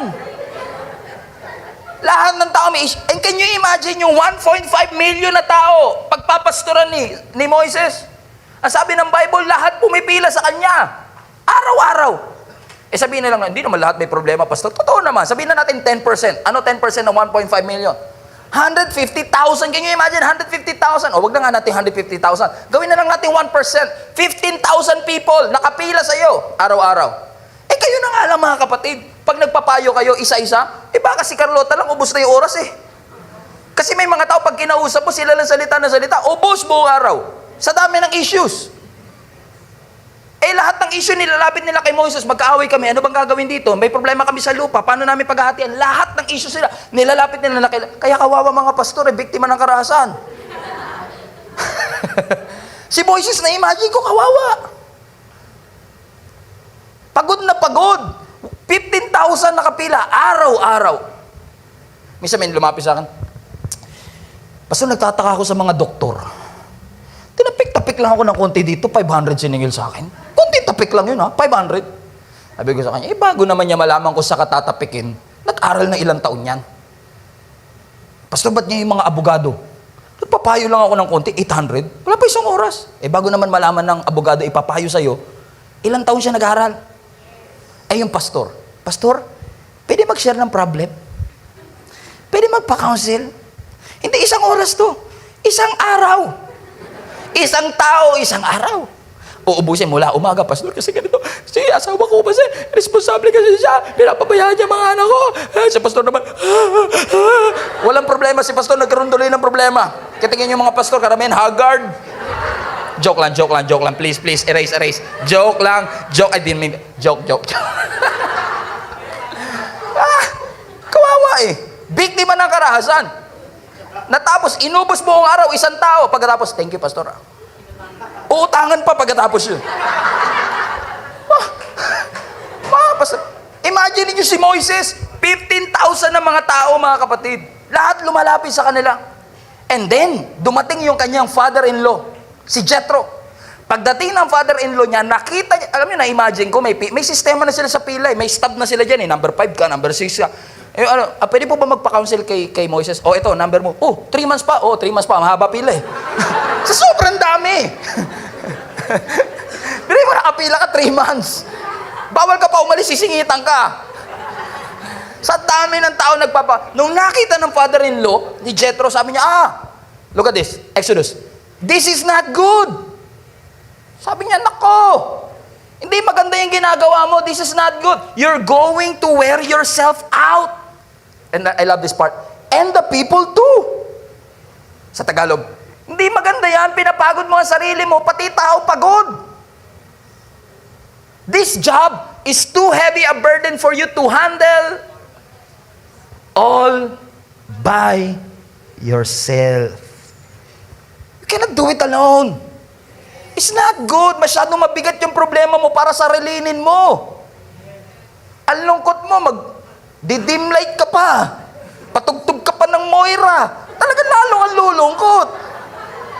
I-share mo. Huwag mong stressin masyado ang sarili mo. I-share mo. This burden is too heavy for you. Na ikaw lang mag-isa. Hayaan mong tulungan ka ng kamag-anak mo. Hayaan mong tulungan ka ng kaibigan. Hayaan mong tulungan ka ng simbahan. Sabi ni Jethro, ganito gawin mo. Hati-hatiin mo. Yung isa grupo, 1,000. Yung ibang grupo, tigo 100. Depende sa kakayanan ng leader. Yung iba, tig 50. Yung iba, tig 10. Natutunan ni David eh. Pag dinistribute ko pala yung load, magaang. And then years later, akala ko natutunan niya na yung leksyon. Years later, here you go again. Approximately mga 2 million people na ang mga Israelis here. Mas malaki na ang kanyang church ngayon. At ang problema naman ngayon, yung mga church nagre-reklamo. Sabi nila, buti pa dun sa Egypt, may pepino, dito wala. Buti pa dun may melon, dun may leeks, dun may onions, dito wala. Nasa disyerto tayo, wala pang Burger King dito. Wala pa SM, wala pang Jollibee, walang drive-thru. Sabi niya, takam na kami sa karne. Bigyan niyo naman kami ng meat to eat. Imagine niyo 1.5 to 2 million people, sabay-sabay na nagrereklamo kay Moises. Baboy! Baboy! Imagine niyo.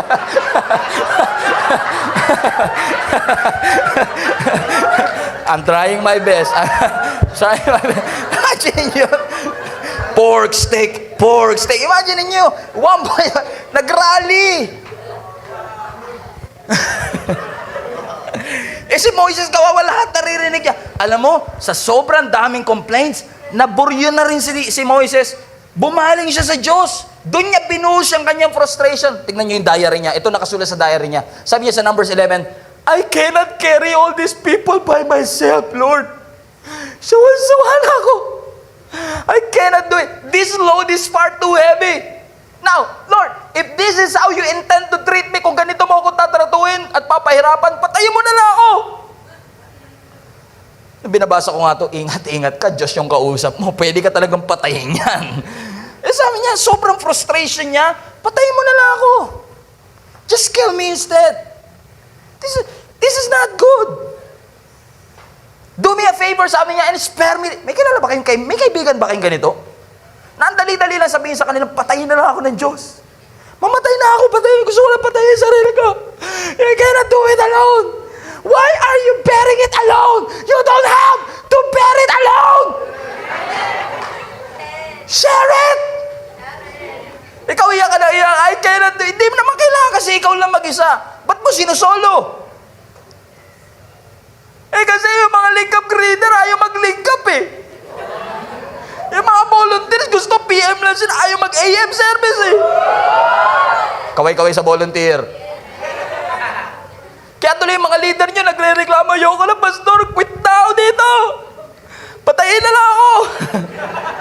Kaya alam niya, because alam niya, hindi niya kaya yung burden. Alam mo, sabi ng Lord sa kanya, after this one, di ko na lang nilagay, sabi ng Lord, okay, pumili ka ng 70 na tao.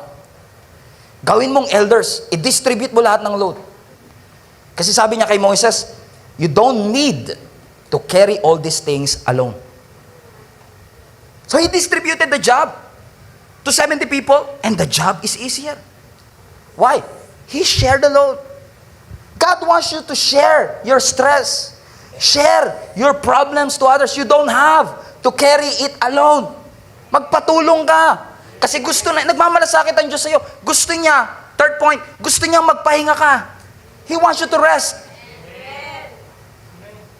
Sabi mo sa katabi mo, pahinga. Alam mo, kanina pa yung nagpapahinga.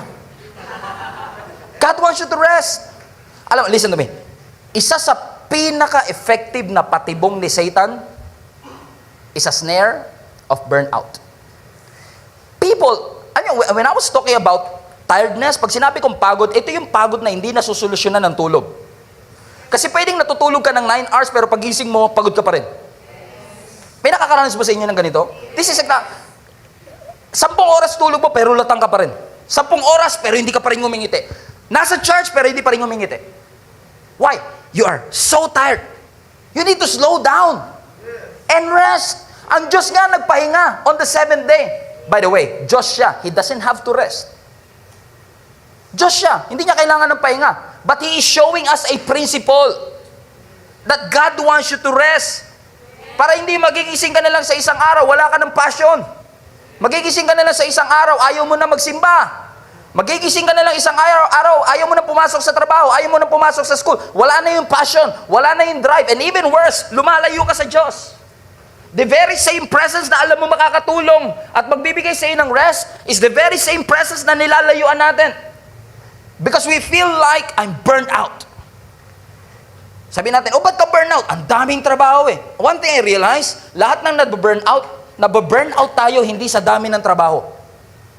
Nababurn out tayo kasi hindi natin inaalagaan ang ating sarili. I say that again.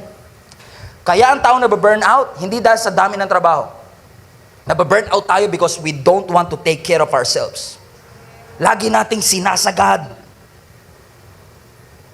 Okay na ako sa 2 hours sleep. 3 hours sleep.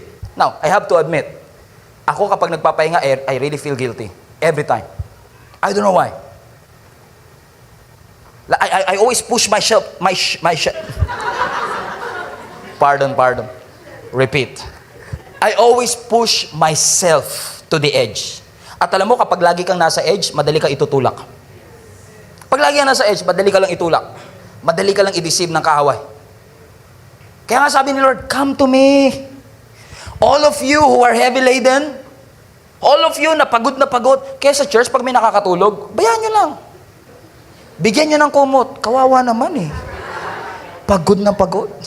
At least malang sa church, makahanap siya ng kapahingahan. Kasi sabi ng Lord, diba? Come to me, all of you who are heavy laden, and what? And I will give you rest. Ayoko lang pahinga. Guilty ako pag sabi ng Psalms 23, the Lord is your shepherd, you shall not want. He makes you lie down, rest. Kung ayaw mo magpahinga, He makes you lie down. May mga tao kasi ayaw magpahinga. Kung ayaw mo magpahinga, okay, I will make you.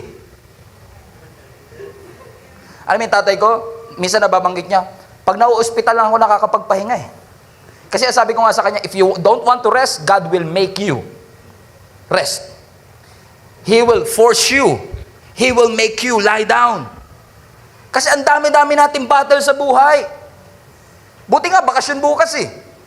Pero kung halimbawa lang may pasok bukas, ako, iba sa inyo, hindi na excited. Kasi posible na Kristiyano ka, buhay pa, pero duguan na. Tingnan mo yung katabi mo. Tinatago lang sa makeup yan, pero duguan yan. Ang daming battles, ang daming scars. Bakit? Listen to me ha. Hindi porke anointed ka, Superman ka.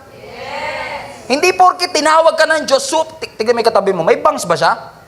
O hindi siya si Superman? Hindi porke anointed tayo, Superman. We will be tired. We will get tired. We will be frustrated. We will be vulnerable. Tingnan mo mga taong gutom tsaka pagod. Kantiin mo lang ng konti galit. Irritable. Ano tinitingin mo? Tinitingin lang eh. Pagod. Puyat. So tired. So vulnerable. Alam mo, isa to sa, ako nakikita ko, isa ito sa pinakamatinding challenge kapag leader ka. Isa ito sa pinakamatinding challenge kapag ka magulang ka. Kapag single mom ka. Kasi, natatakot kang ipakita sa mga anak mo na pagod ka na. You're afraid to admit sa mga friends mo that you really feel empty. That you are afraid to admit to the people who are around you that you really wanted to quit. Sometimes, takot kang aminin sa kanilang galit ka. And as leaders, we really feel this a lot of times. But we are afraid to admit that we are lonely. You can be surrounded by thousands of people and still feel lonely. It happens. And sometimes we are afraid to admit that I cannot take this anymore. Di ko na kaya. Pagod na ako. Maghiwalay na tayo. Tapusin na natin to. Hindi ko na kaya. You know why? Because sometimes our children are expecting too much from you. Sometimes, sa mga magulang mo are expecting too much from you. Sometimes, sa mga taong nakapaligid sa iyo are expecting too much from you, that you are living out of their standards, out of their validation. Kaya nakakalimutan mo na, ikaw buhay ka lang ng buhay para sa kanila kasi may ine-expect sila sa iyo. Kasi nakalimutan nilang tao ka din. Napapagod ka din. Nahihirapan ka din. At kung hindi nila yun ma-realize, dapat ma-realize mo that you'll be tired from time to time. Hindi ko alam kung nakapag-spa na kayo, spa. Okay, massage. Yung walang happy ending. Massage. Si Jenny mahilig sa massage. Ako hindi masyado kasi feeling ko mas lalo lang ako mabubugbog. So kapag kami nagpapamassage minsan, ngayon nga, lately hindi na masyado, pero siya kasi talaga mahilig siya Pagka nagpapamassage kami, ewan ko kung sa lahat ba to ng mga spa, no, ang laging unang tanong ng masahista, ang laging niyang tanong, Sir, ano pong pressure? Soft, medium, o hard? Si Jenny, lagi niya pinipili hard. Ako, medium. Kasi nga, feeling ko mabubugbog ako lalo eh. Parang, pagod ka na, papapaaray ka ba? Ako, medium lang, medium. Pagka dumidiin siya, sabi ko, relaxan po, medium. Alam mo, sa buhay, mas okay kung ikaw pipili ng pressure. Kasi kung tayo pipili ng pressure, sasabihin natin, soft lang, Lord. Ayoko muna ng hard. But life doesn't work that way. Hindi ka makakapili ng pressure. Ipipressure ka ng ibang tao. Ipipressure ka ng mga kaibigan mo. Alam nyo, some of you are just so tired. You know, you're so tired. Kahit anong gawin mong tulog, wala. You really feel, and ang tendency mga kapatid, ang nakakalungkot lang, kapag tayo pagod, ang gusto natin kagad mag-quit. Pero napansin niyo ba, karamihan ng mga tired, ang gusto nila mag-quit? Ayoko na, maghiwalay na tayo. Ihinto na natin itong negosyo na to. Ayoko na mag-serve sa Panginoon. We always want to quit when we feel tired. But let me tell you one thing. If you feel tired, you don't have to quit. You just need to rest. Hindi mo kailangan mag-quit. Magpahinga ka lang. Because Satan is stealing your peace. Satan is stealing your joy. Satan is stealing your motivation. Satan is a thief. Ginagamit niya yung takot para tanggalin yung peace mo. Yung pangungot para tanggalin yung peace mo. Yung emotional breakdown, ginagamit ni Satan para nakawin yung peace mo sa iyong puso. And most of the time tayo, paniwalang-paniwala tayo, iniwan na ako ng Diyos. But actually, that is not true. God is always with you. Kasi ang kapayapaan, hindi natural na nagpo-flow sa puso ng tao. Alam mo, when Jesus came, people are expecting that Jesus will use the Roman kingdom to establish peace. What they don't know is that Jesus was establishing His own kingdom. Hallelujah. His own kingdom to bring peace. Because God knows that when you lost your peace, you'll be broken into pieces. The missing piece of peace is Jesus Himself. Do you want to rest in Him? Come to me. Come to me. All of you who are heavy laden, and I will give you rest. Sabihin mo sa katabi mo, magpahinga ka naman ng konti. Huwag puro trabaho. Magpahinga ka ng konti. Magpahinga ka ng konti. Tingnan mo yung katabi mo, mukhang pagod na pagod sa buhay. Hallelujah. Just rest. Rest for... Ano? I want to end with this. When you read the story of David, as I've said, nakakapagod, but actually, if you think about it in the whole context, David was anointed when he was like what? 18, 19 years old, 17 years old. Inanoint siya to be the king of Israel. Pero hindi kagad siya pumunta ng throne. He has to wait 15 years bago niya ma-reach ang throne. And in the middle of those 15 years, 10 years doon, hinahabol siya ni King Saul para patayin. Wala siya kapayapaan.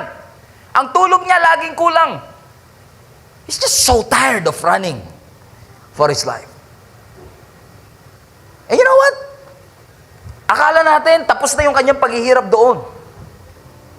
But if you read your Bible in 1 Samuel 30, there's an incident kung saan kinupkop siya ng kanyang mga kaaway and allowed him to establish his own kingdom, so to speak. Binigay sa kanila yung lugar ng Siklag, if you still remember. And one time, habang pauwi si David kasama ang 600 men, 600 of his soldiers, nung pauwi sila, naabutan nila yung Siklag, yung kanilang mga bahay sinunog lahat. Yung kanilang mga asawa kinidnap, pati mga anak nila kinidnap, lahat ng property nila nawala. Eh, can you imagine kung ikaw si David, mga kapatid, na nag-aantay ka ng breakthrough, nag-aantay ka ng pangako ng Diyos sa buhay mo, and in the middle of that, hinahabol ka pa to be killed. Plus, nakita mo yung mga asawa mo, yung mga anak mo, mga property mo, lahat nawala. And even worse, yung 599 na mga kasama niya, gusto siyang patayin kasi siya ang sinisisi kung bakit nasunog ang kanilang mga property at ang kanilang mga asawa ay kinidnap. David has a choice to say, I'm tired of this. Gusto ko na mag-quit. Kala ko may pangako ang Diyos sa atin eh. Pero kayong lahat, na inaasahan ko susuporta sa akin, kayo pa gusto pumatay sa akin, sige, patayin nyo na lang ako, just kill me now. Pagod na rin naman ako eh.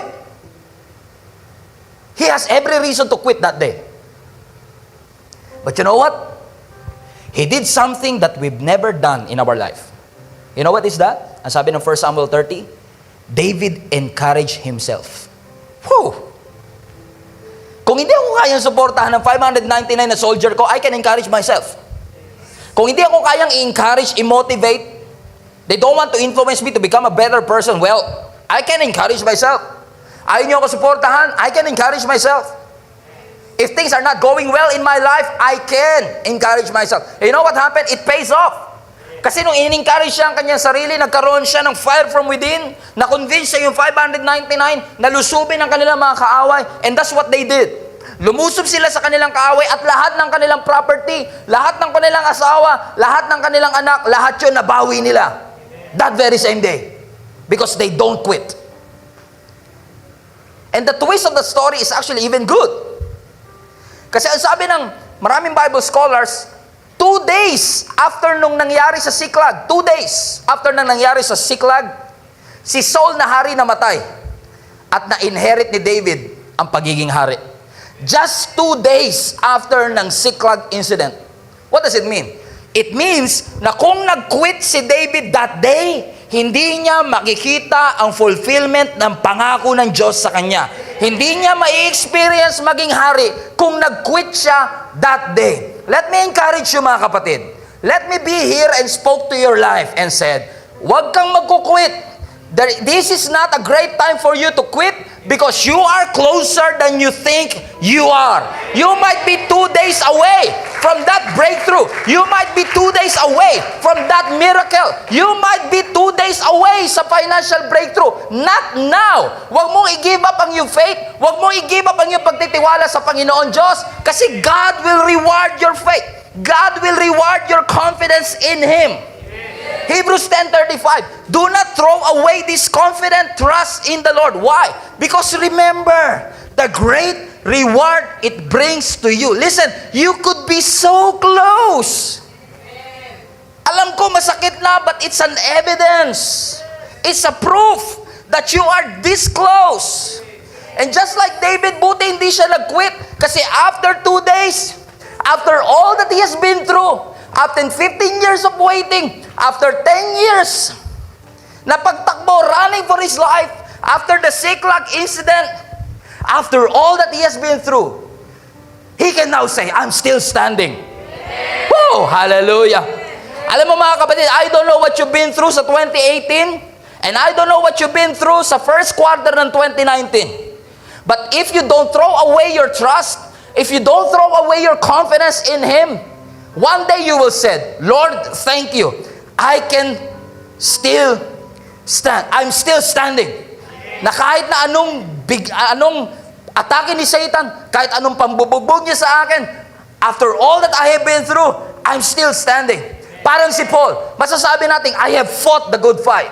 I have finished the race. And you know what? I have kept my faith. I don't throw away my trust. I don't throw away my confidence. So mga kapatid, don't quit. Let's continue to fight for another day. Let's believe for one more miracle. Let's believe for one more week. You have been through so much, para ngayon ka pa mag-quit. Not now, not never. God is good. God is faithful. Don't give up. Sabi mo sa katabi mo, don't give up. Believe for one more year. Believe for one more miracle. Believe for one last push. Hallelujah. Just one more miracle. Just one more day. I don't know who you are, but if you're trying to kill yourself, just believe for one miracle. Just believe for one more week. Don't throw your confidence. Don't throw your trust. There's a reward after this. Believe for one more miracle and keep pushing. Alam niyo na pinsin, hindi ko pa natry ito mga kapatid, hindi pa ako nanganganak. Never pala manganganak. Pero alam niyo yung mga nanay, napansin niyo ba ang pagbubuntis nila sa unang buwan baliwala? Pero habang tumatagal hanggang sa pinaka-finale, yung pag-ire, hanggang sa finale, pasakit ng pasakit, pahirap ng pahirap. And exactly, our life is, the closer the mother is sa pagpapanganak, the difficult and the painful it was for him. Until that final push. Ang mga midwife, lagi nila sinasabi pag umiiri ang nanay, push! Push! Push! Kasi the moment that you want to quit is the moment that you are closest to your miracle. Push! Push! Kung gusto mo na mag-quit, ibig sabihin malapit ka na. Kapag mas masakit na, nakalabas na yung ulo ng bata. Push! Push! Listen to me, I want to prophesy. You are about to give birth. Pwedeng literally, pwedeng spiritually, but you are about to give birth to a miracle. So push! You're about to give birth to a financial breakthrough. Push! Keep on pushing! Itulak mo yung katabi mo, sabi mo sa kanya, push! One more push! Live for one more day! Keep on pushing! You're about to give birth to financial breakthrough. You're about to give birth to a restored relationship. Believe for one more week. One last try. One last push. You're about to give birth. Today might be the day. Keep on pushing. Keep on moving forward. Your situation is about to shift. Hallelujah. Keep on pushing. Itulak mo ulit yung katabi mo. Sabi mo sa kanya, push, push, push. Push it. Push it. Push it. Alam ko, naiirita ka na sa mga kapatid mo kasi ikaw ang trabaho ng trabaho. Sila, case na lang ng cellphone, ikaw pa nagbibigay. But you gotta push it. One more year. Makakatapos na rin yung kapatid mo. Keep on pushing. Di ko alam mga kapatid, gusto mo na siguro iwalayin yung asawa mo. Just forgive her and just one last push. Just one last push. Just one last chance. Keep on pushing. Because you're about to give birth. Sa Tagalog, manganganak ka na kapatid. I-push mo lang. Iri mo lang. Kahit mahirap. Push it. Pag mas mahirap, mas malapit ka na. Pag mas masakit na, mas malapit ka na. Hindi ko alam kung ano pinagdadaanan nyo. Hindi ko alam kung sinong kausap ko. Pero maaari ikaw ay parents, sawan-sawa ka na sa buhay ninyo. Lagi kayo naghihirap. Lagi na lang from paycheck to paycheck ang inyong finances. But you gotta push it. Push it. God can shift your situation suddenly. Push it. Push it. You're about to give birth to a break, to a shift, to financial breakthrough. Push it. Push it hard. Push it hard. Push it. Push it. Itulak mo na mas malakas yung katabi mo. Sabi mo, push! Push! Alam ko, estudyante ka, gusto mo na i-drop yung klase. Kasi hindi mo gusto yung teacher mo. Just give him one more day. Push it. One more day. Kahit hanggang Martes lang, itry mo i-push. Just one last push. Alam ko yung thesis nyo, hindi nyo matapos-tapos.